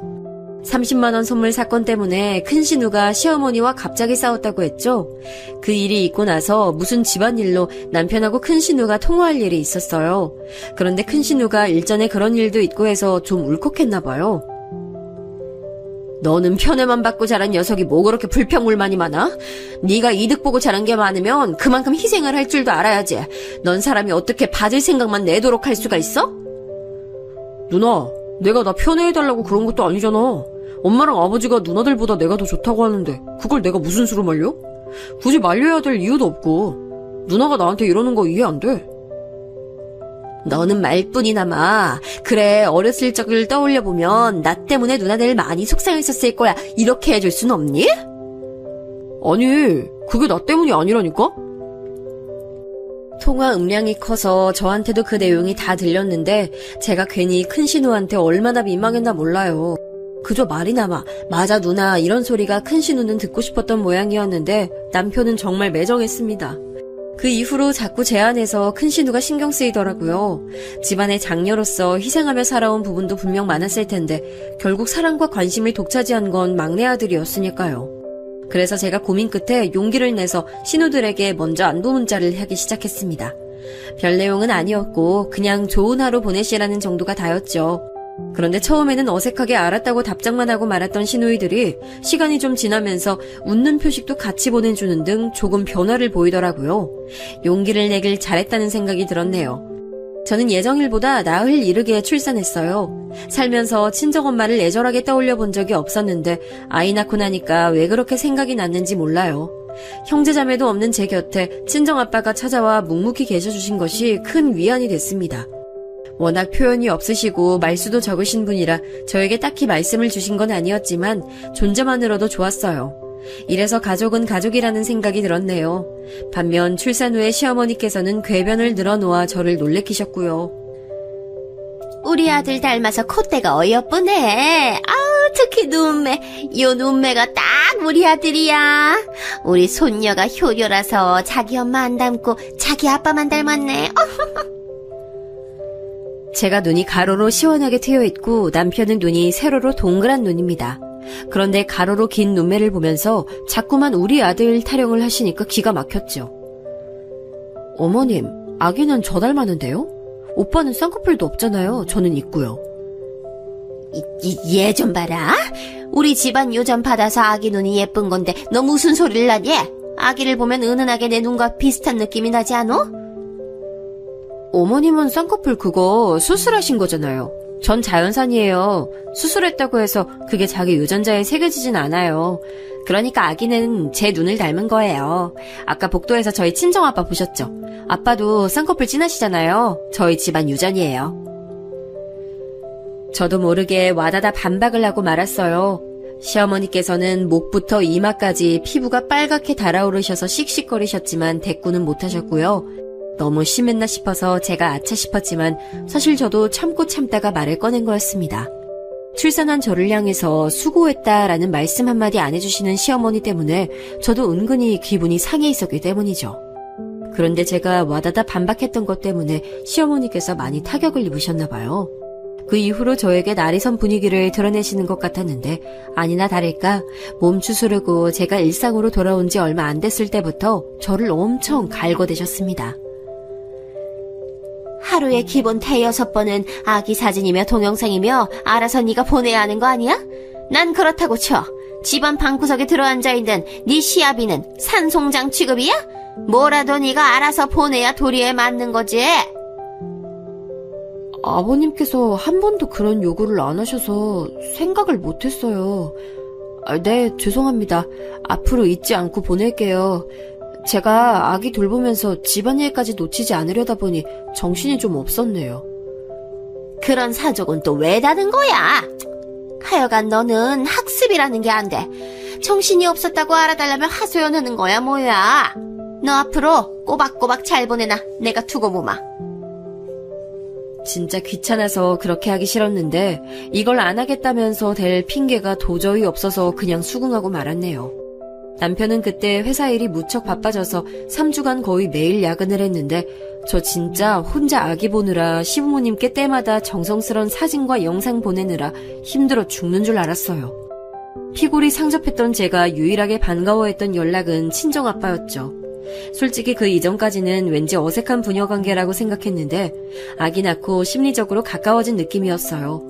제가 아기하고 찍은 사진을 보내드렸는데 친정아빠가 손녀 얘기는 안 하시고 제 얘기만 하셔서 가슴이 찡했습니다. 보내준 사진 잘 봤어. 그런데 너 그 사이 살이 왜 그렇게 많이 빠졌고 낯빛이 안 좋아졌어?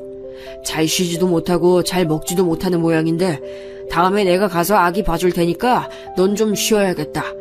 치킨이라도 시켜 먹으라고 지금 돈 붙였으니까 그걸로 맛있는 거 사 먹고 기력 보충해. 무뚝뚝하셨어도 저에 대한 애정만큼은 묻어나는 것에 저는 제 계좌로 들어온 10만 원 보면서 힘을 얻었네요. 누가 치킨값으로 10만 원이나 주나요? 그때는 치킨값 인상되기 전이라서 가격도 더 저렴했는데요. 제가 애정 표현이 적은 딸이라서 차마 대놓고 감사 표현은 못했지만 덕분에 큰 힘을 얻고 독박융아 생활을 이어나갔습니다. 그런데 시어머니께서 어느 날 이제는 때마다 다양한 아기 사진 받으시는 걸로 성에 안 차셨는지 다른 꼬투리를 잡으시더라고요. 너 분명 육아에 정신 팔려서 우리 아들 소홀히 하고 있지? 오늘 저녁 메뉴 우리 아들한테 못 차려줄 거야. 나물이 냉장고에 많아서 비빔밥 해먹으려고 하는데요. 참기름이랑 양념장 맛있는 것도 마침 있고요. 하루 종일 힘들게 일하고 온 사람한테 고기 한 점 없이 비빔밥? 개풀 뜯어먹는 소리하고 자빠졌네. 얼른 나가서 고기 한 근 끊어와. 겉으로 알겠어요, 죄송해요, 잘할게요 라고 하면서 일단 마무리부터 했죠. 그러고 나서 그냥 저녁상으로 비빔밥 차렸어요. 남편이 잘 먹던데요? 고기 따위는 찾지도 않았고요. 그런데 시어머니께서 남편에게 따로 연락을 하신 모양이었어요. 이건 생각 못했는데 치밀하신 분이었습니다. 네가 나를 기만해? 너 어제 우리 아들한테 풀만 먹였다며.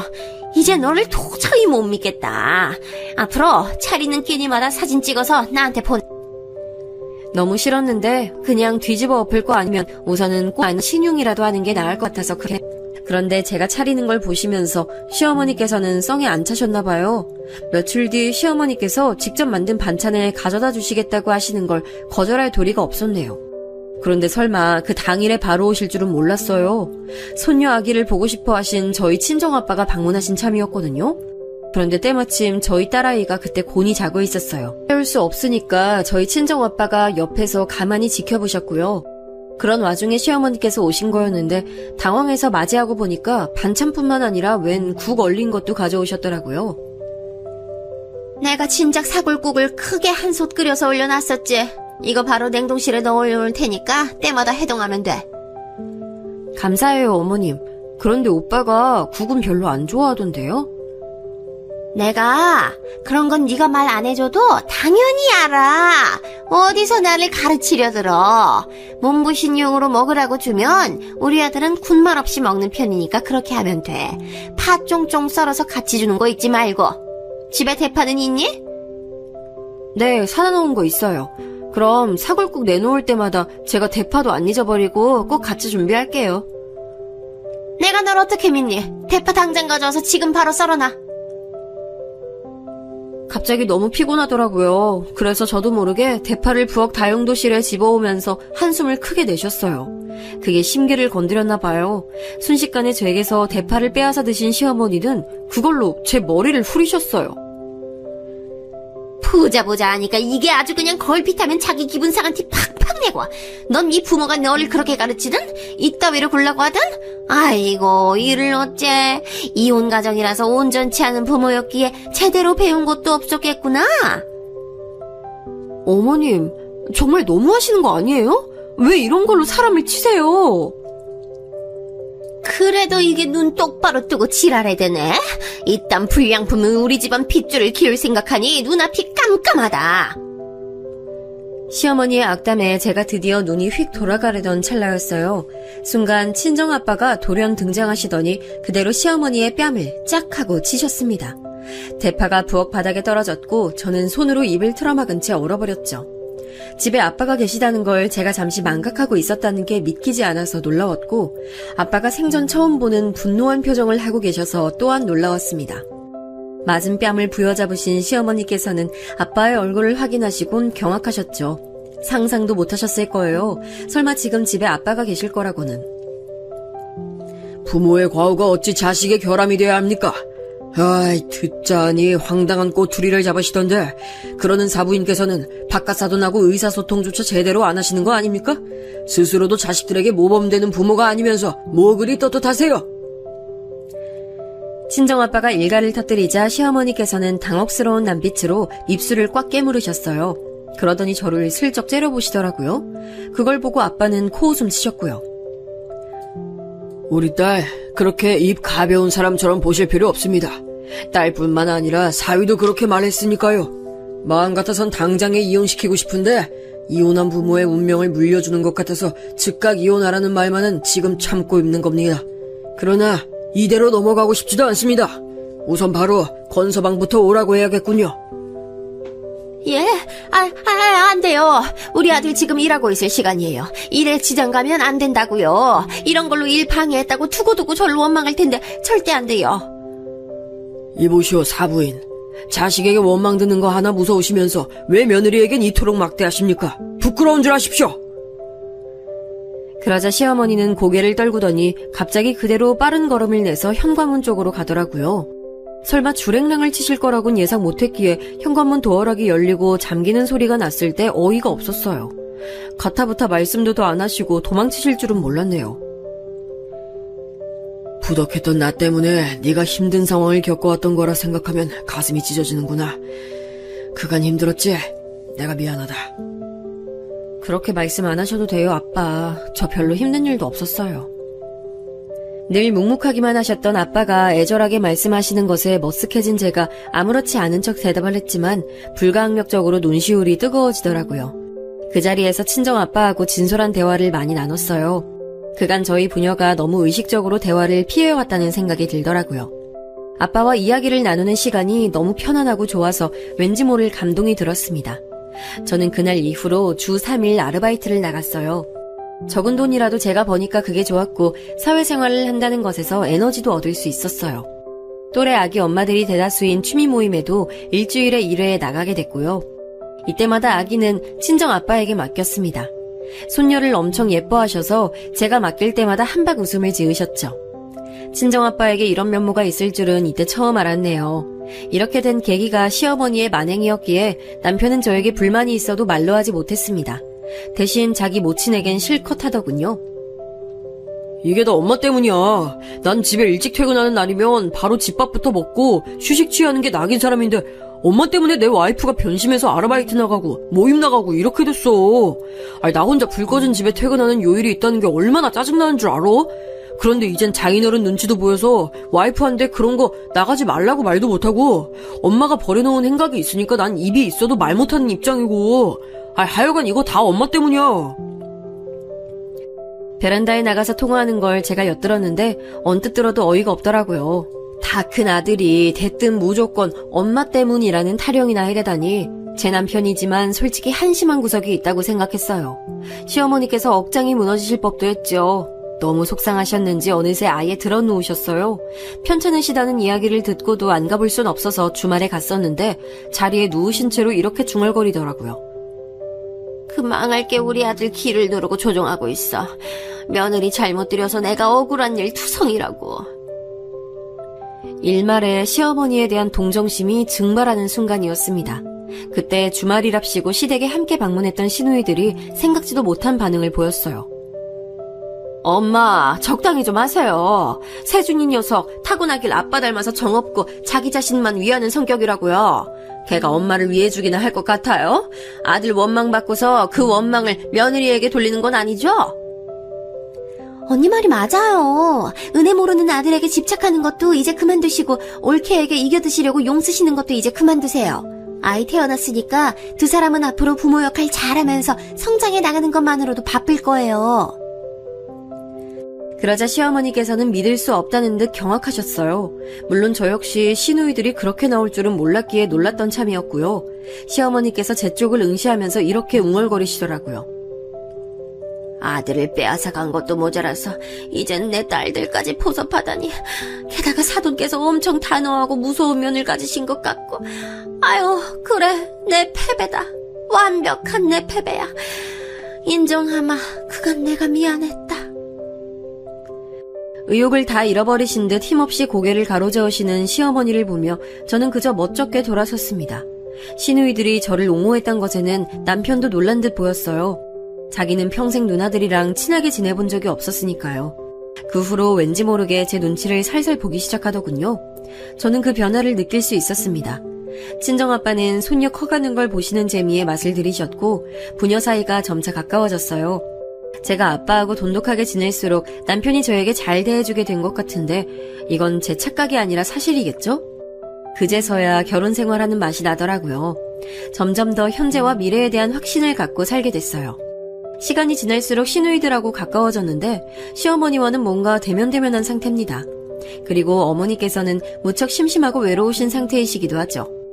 제가 얼마 전 둘째를 임신했는데 이걸 계기로 시어머니와 서로 화해하는 길로 들어서야 할지 아니면 이대로 시어머니께서 심심하고 외로운 생활을 더 하시게 될지 살짝 고민 중이에요. 여러분은 어떻게 생각하시나요?